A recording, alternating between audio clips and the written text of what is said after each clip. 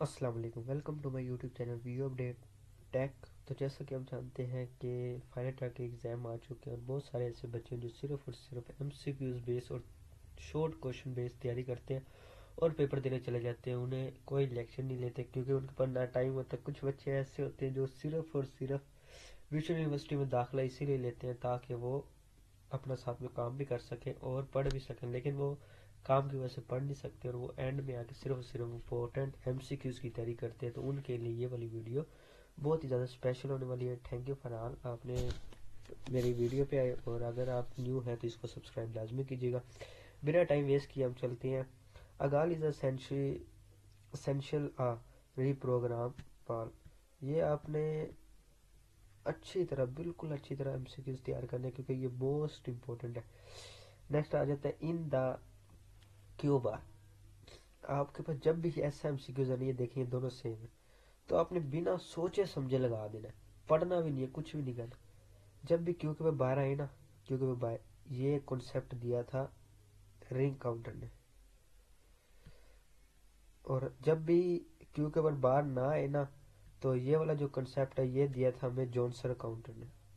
बस इतनी सी बात, आपने एमसीक्यूज भी नहीं पढ़ना, बस ये देखना कि क्यू है, क्यू के बाहर है और ये नीचे एमसीक्यूज ये वाले हैं। तो आपने क्यू के बाहर रिंग काउंटर क्यू के बाहर नहीं होगा तो वो जॉनसन।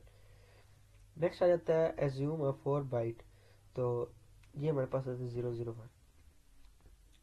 सॉरी, ये सबको ही पता होगा, डेसिमल बाइट आप निकाल लीजिएगा।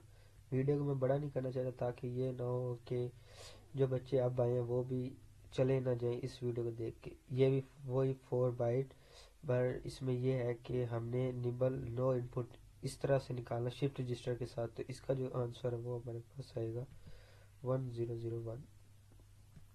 वीडियो को ध्यान से देखना। The dash of the ROM is the time is taken for the data of the appears to the data output of the ROM chip after the address is applied to the address input lines.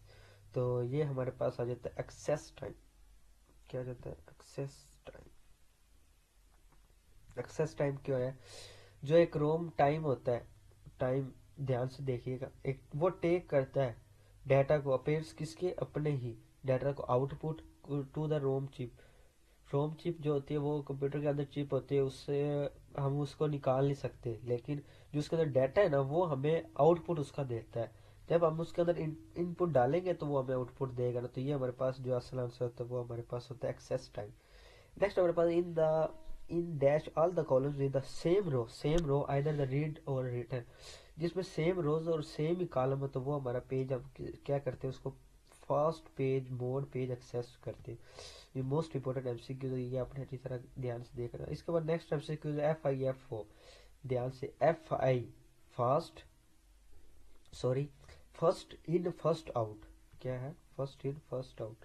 Most important MCQs है। इससे अलावा भी आता है LIFO LIFO, look up table. LUT आता है look up table, वो भी बहुत इंपॉर्टेंट एमसीक्यू है। नेक्स्ट हमारे पास ये वाला आ जाता है। इसमें हमारे पास एक no data to allow to enter FIFO memory.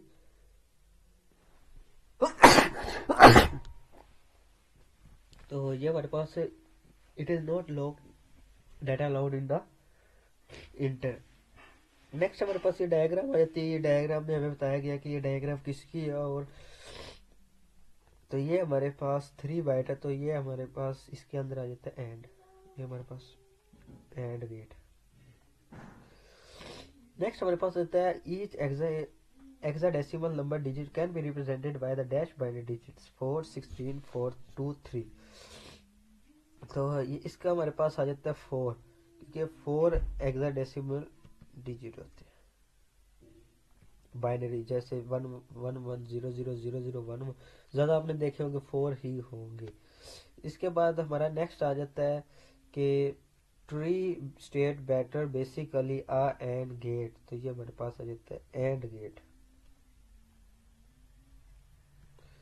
Next हमारे smallest unit of the binary data is, जो smallest unit of binary data है वो हमारे पास बाइट है। बाइट की 0 और 1 इससे ज़्यादा बड़ी नहीं होती। नेक्स्ट हमारे पास आ जाए what is the output of the 3 input net gate for the A is equal to 1 and B is equal to 0 and C is equal to 1। तो ये हमारे पास आ जाता है 1।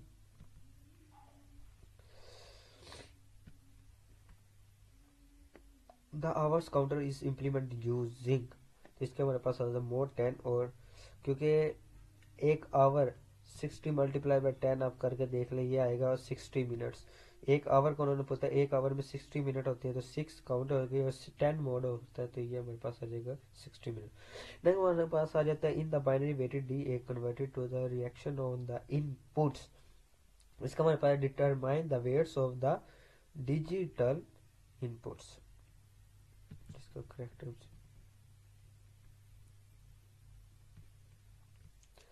अ hold action of the occur, इसका हमारे पास आ जाता है immediately after a sample.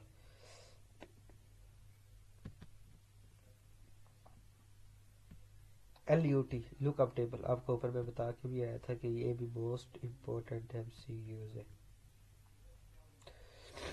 Next हमारे पास आ जाता है ये डायग्राम बनी हुई है, इसमें पूछा जा रहा है कि legal grouping which group as legal grouping, तो जाहिर सी बात है जो सॉरी, तो इसमें हमारे पास जो है वो के मैप है, और जो हमारे पास डिटेल्स दी गई हैं, तो इस हिसाब से हमारे पास जो लीगल है वो आता है ए। पहली बात, इसमें ऑप्शन आना ही नहीं चाहिए था, इधर नन ऑफ आना था, नन। लेकिन मुझे इसका ए लग रहा है यार, लेकिन है ना आपने यार इसको चेक करके मुझे भी बताना कि इसका असल आंसर क्या था, क्योंकि इसमें मैं भी कंफ्यूज हूँ। TLC बेस्ड DC सप्लाई वाला 5 वोट्स, ये तो बड़ा इंपॉर्टेंट है, और ये जहाँ पे भी आएगा आपने उधर कितने वोट देने हैं, 5 ही देने हैं।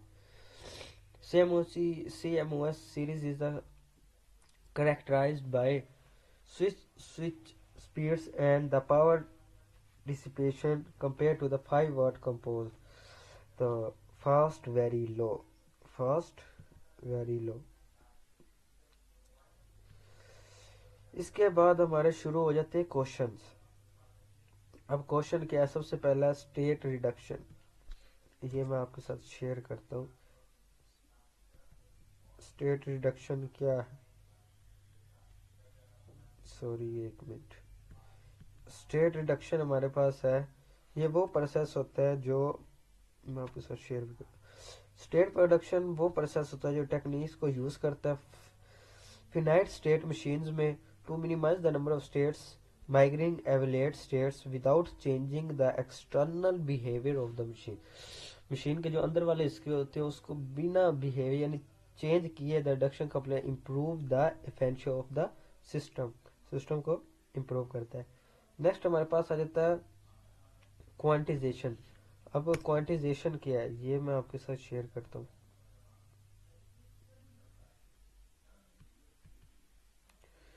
क्वांटिजेशन भी हमारे पास एक प्रोसेस होता है, ये वो प्रोसेस होता है जो मैपिंग कंटिन्यूस रेंज की वैल्यूज को इनफाइनाइट करता है और डिस्क्रीट लेवल को ये में एक स्टेप की स्टेप में और डिजिटल लॉग कंजर्वेशन देता है, यानी जो हमारे पास डिजिटल लॉग होती है वो होती हैं 0110 ऐसे करके लिखी होती है, जिनके अंदर हमेशा ही जीरो नजर आ रहे होते हैं, 010। ये ऐसे क्लॉक नहीं जो हमारे पास ये आजकल ट्रेंडिंग आ रही है, ये नहीं, जो दूसरी होती है इनको कहते हैं एनालॉग डिजिटल लॉग। नेक्स्ट हमारे पास आ जाता है 43। अब 43 का आंसर क्या है, 43 टू इंटर 11 और to inter 11 or 4 clock pluses needed one to each byte shift of the 111 to black is the another 4 clock pluses is required. The total clocks of pluses is required 4 to enter plus 4 to reset 8 pluses। Total कितनी होगी 8 pluses. Next हमारे पास आ जाता है ये वाला। अब ये वाला हमारे पास है 2 नंबर का आंसर, इसका मतलब ये शॉर्ट है और ये नहायत ही शॉर्ट है।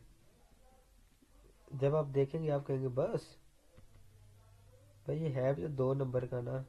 2 नंबर के जो फिर शॉर्ट होते हैं वो फिर इतने छोटे ही होते हैं। सॉरी, ये कॉपी नहीं हो रहा। नहायत ही शॉर्ट क्वेश्चन है। Convert the Boolean expression A B L format F is equal to A B A C. Please provide the Boolean expression you want to convert the A B L form. मतलब वो कह रहे हैं कि provide करें हमें bowling expression ताकि हम उसको एक्सप्रेशन फॉर्मेट कर सके। नेक्स्ट हमारे पास ये आ जाता है, explain at least two reactions converting standard S O P and vice versa. तो ये हमारे पास दो कंडीशंस भी आ जाते हैं।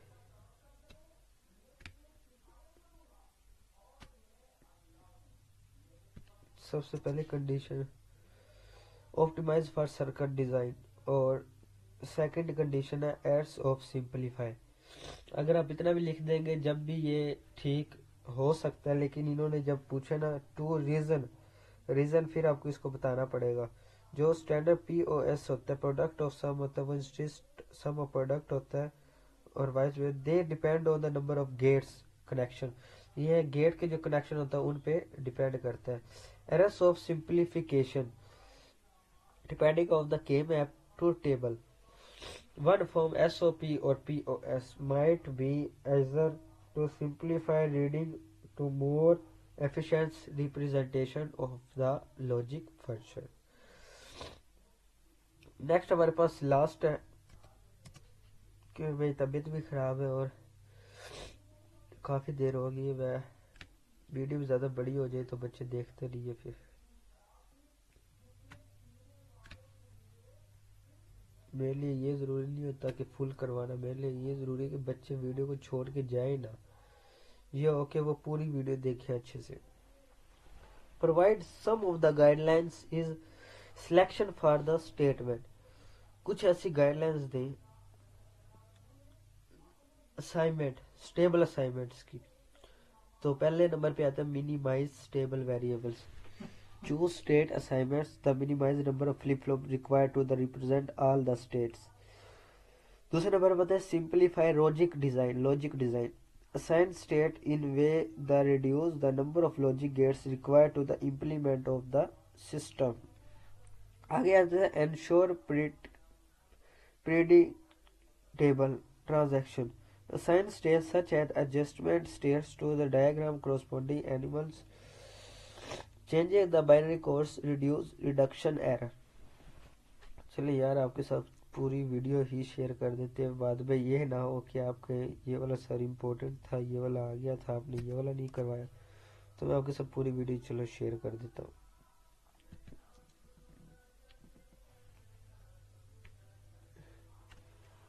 नेक्स्ट हमारे पास आ जाता है राइट डाउन द 3 कैरेक्टरिस्टिक्स जिसमें सीरियल इन हो और सीरियल आउट हो 4 बाइट लेफ्ट शिफ्ट हो सिस्टम। सबसे पहला नंबर आता है data shifting. Data is inter serial के अंदर करते हैं फ्रॉम द इनपुट उसके अंदर डालते हैं shift left from the first position to each clock pulses. मतलब वो कोई भी डाटा है जिसको पहले तो हम उसको इनपुट करेंगे, कोई भी पीसी वगैरह कंप्यूटर लैपटॉप मोबाइल, सबसे पहले तो हम उसको डाटा देंगे, ट्रांसफर करेंगे या प्रोवाइड करेंगे, जब जाके वो हम उसका आउटपुट देगा या उसको हम ट्रांसफर कर सकते हैं, लेफ्ट टू राइट कर सकते हैं, शिफ्ट कर सकते हैं, लेकिन उससे पहले उसको नहीं कर सकते। उसके बाद आता है storage capacity. The register of can store up 4 bytes data at the time. Storage capacity यह होता है कि register can store up 4 bytes data, यानी इतना डाटा हो जो 4 बाइट्स से अबव हो, उसको हम उसका डाटा कैपेसिटी कहते हैं। Sequentially data out, the store data जो होते हैं उसको शिफ्ट करें out serial on 1 byte at a time, एक टाइम में एक ही byte, starting from the most significant byte. Next हमारे पास आ जाता है 48 48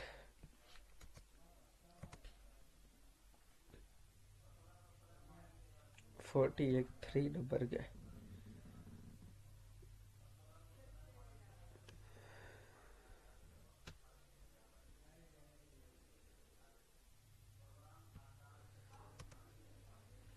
What is the byte storage capacity of ROM with a 512 multiplied by 8 organization? The storage capacity of ROM is calculated by, हमारे पास इन्होंने ये कैपेसिटी दी है 5 1 × 8, ये हमारे पास टोटल आ जाती है 4096 बाइट्स। बस इतना सा ही बताना है। बच्चे इसमें कंफ्यूज हो जाते, पता नहीं क्या क्या क्या क्या लिख देते हैं वो। सिर्फ ऐसे उन्होंने ये पूछा है कि what is the byte storage capacity of the ROM with in 5 + 2 multiply by 8 organisation में कितनी होती है, तो इतनी होती है। बच्चे कभी क्या लिखेंगे, कभी क्या लिखेंगे, कभी क्या। छोटे छोटे सवाल होते हैं, बच्चे कंफ्यूज हो जाते हैं। अब ये नेक्स्ट है डिफरेंस बिटवीन मेमोरी कैपेसिटी और मेमोरी डेंसिटी। अब ये है 5 नंबर का, 5 नंबर का है तो फिर बड़ा भी होगा। बच्चे शॉर्ट में भी उसको इतना बड़ा कर देते हैं, एक तो अपना टाइम वेस्ट करते हैं, 1.5 आवर का वो होता है पेपर होता है, फिर भी अपना टाइम वेस्ट कर देते हैं।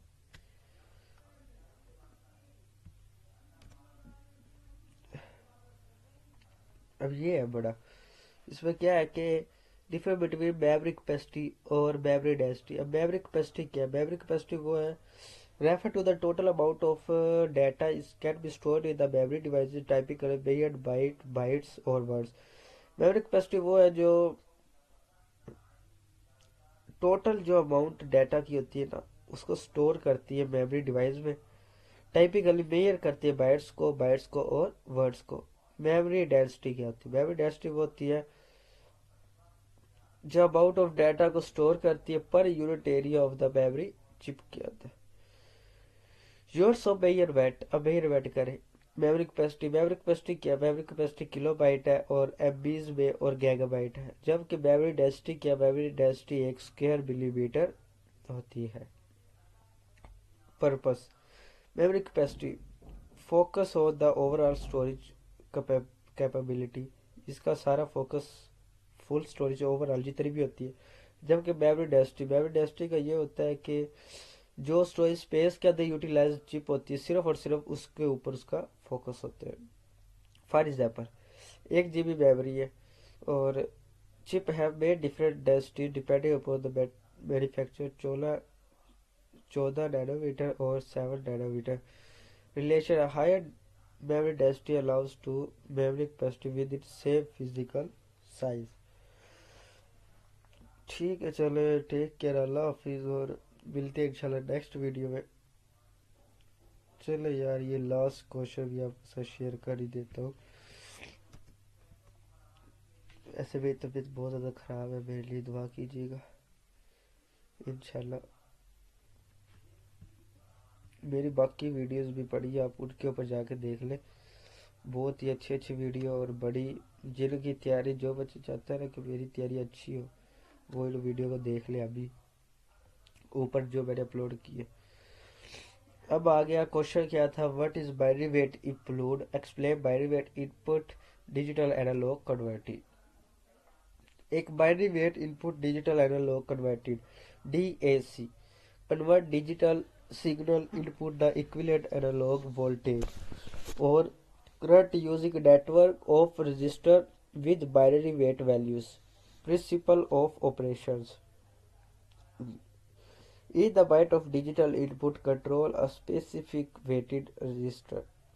आप इसको ऐसा करें, इसका स्क्रीनशॉट ले लें या फिर मैं वीडियो को इधर रोक देता हूँ, आप इसको खुद ही पढ़ लें। मेरी तबीयत बहुत ज़्यादा ख़राब हो रही। चलिए आप इसका स्क्रीनशॉट ले लें। टेक केयर, अल्लाह हाफिज़। और ये वाला क्वेश्चन भी अच्छी तरह पढ़ लीजिए, शायद ये ना हो कि ये वाला इम्पोर्टेंट ही हो। टेक केयर, अल्लाह।